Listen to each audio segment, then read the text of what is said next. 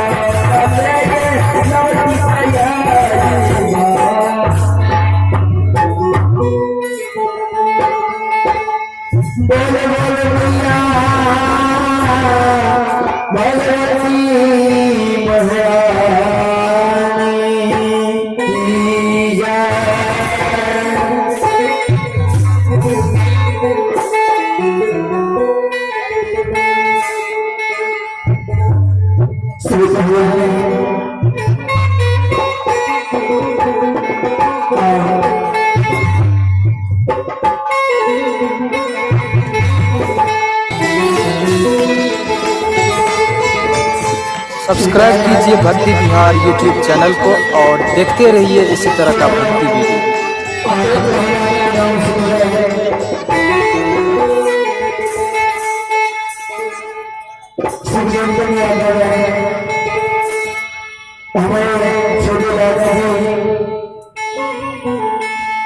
दरबार में शानदार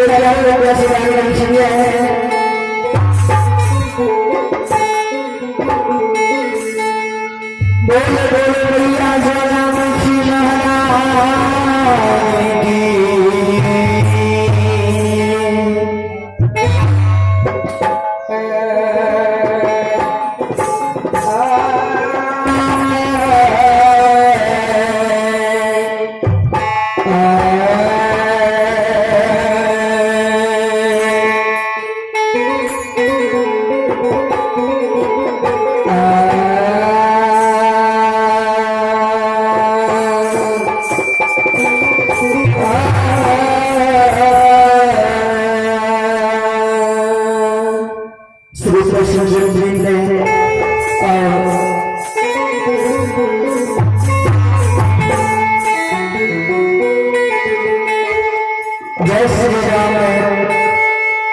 भगत मंडली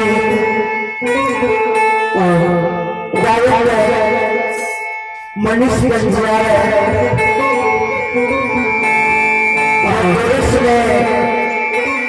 नरेश कुमार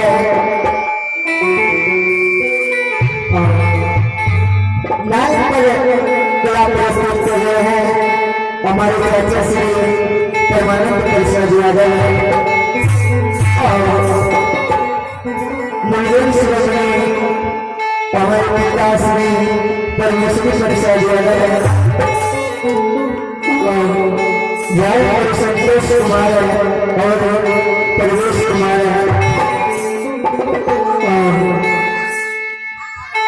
यूट्यूब चैनल भक्ति बिहार पे आप लोग को ये 100% सुनने के लिए मिल जाएगा।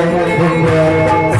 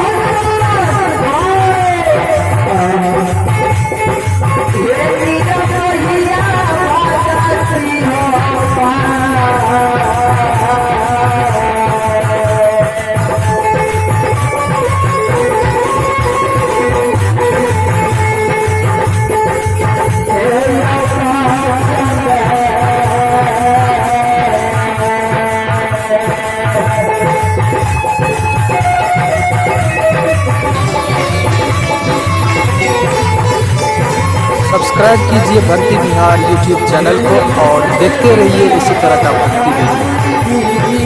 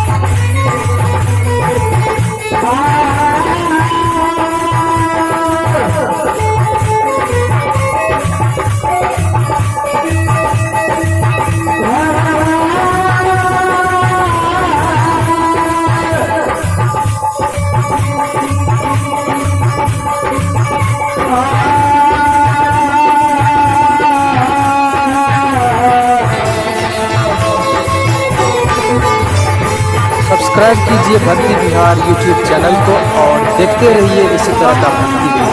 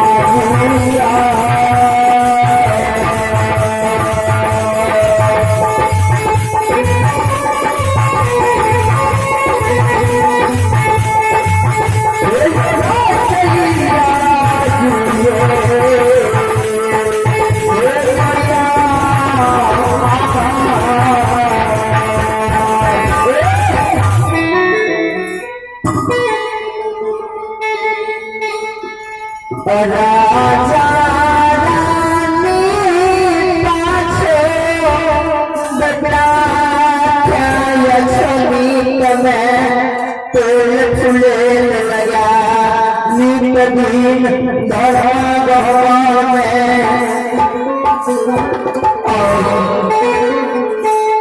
धरे प्रदर्शन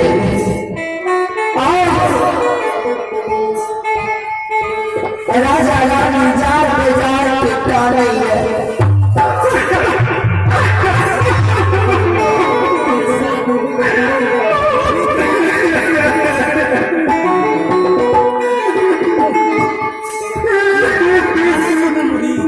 श्री जंगल में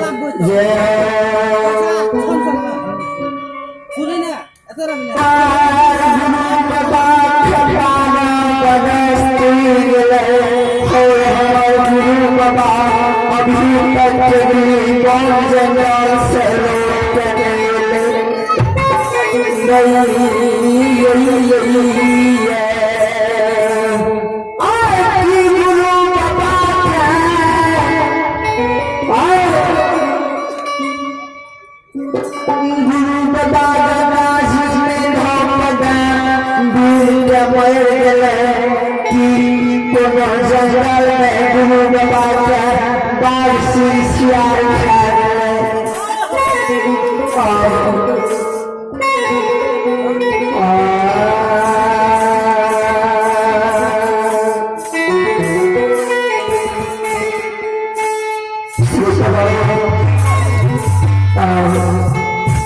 राजा रानी लक्ष्मी प्रदान में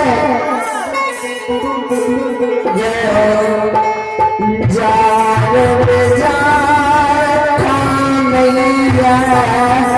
गुरु बाबा पर सुनना लगे राजा रानी उंगली पर जेठ जेठ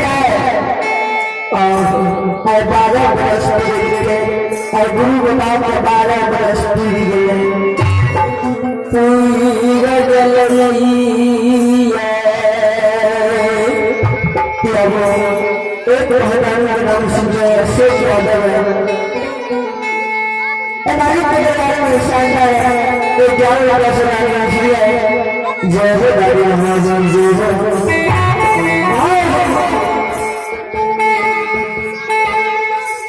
श्री भगवान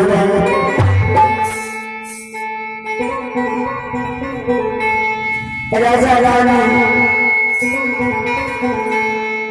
जान के क्यों नहीं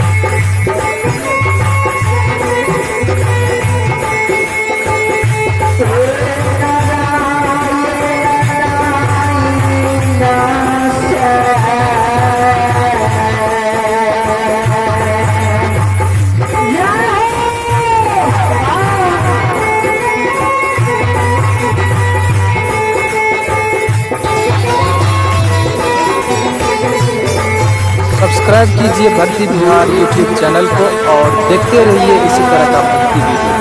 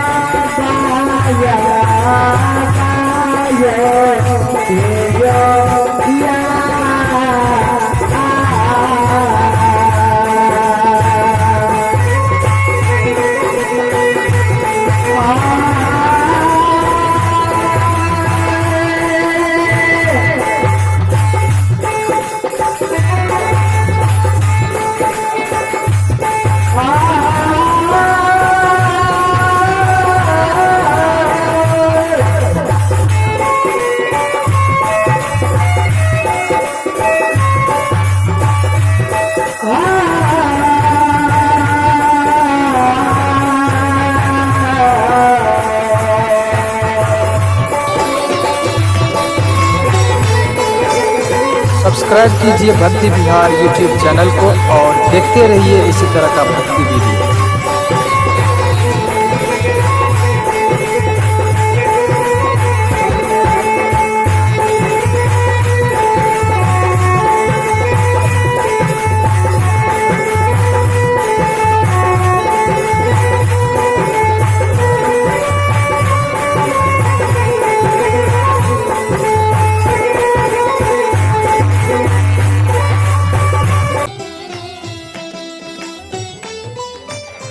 सब्सक्राइब कीजिए भक्ति बिहार यूट्यूब चैनल को और देखते रहिए इसी तरह का भक्ति वीडियो।